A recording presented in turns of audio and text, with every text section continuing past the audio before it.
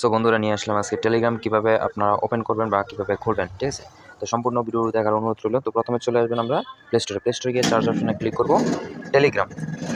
তো আমি টেলিগ্রামে ক্লিক করলাম। তো দেখেন এখানে লেখা আসছে যে টেলিগ্রাম, এখানে আপনি ক্লিক করবেন। ঠিক আছে,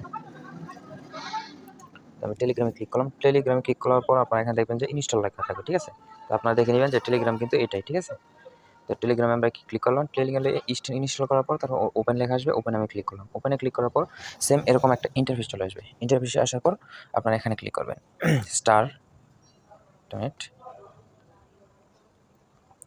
স্টার মেসেজিং, এখানে ক্লিক করবেন। এখানে ক্লিক করার পর আপনারা এখানে অ্যালাউ দিয়ে দিবেন।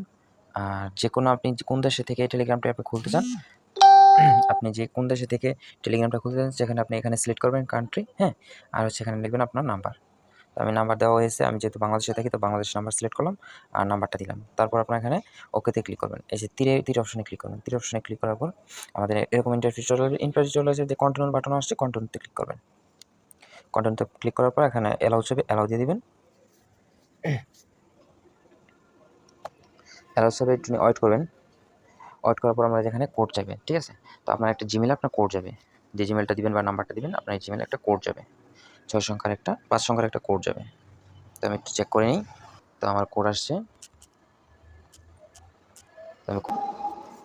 তো আমার খোলা কমপ্লিট, অ্যালাউ দিয়ে দিবেন। তো দেখেন আমার খোলা কমপ্লিট হয়ে গেছে। তো এইভাবে আপনারা টেলিগ্রাম আইডিটা খুলবেন।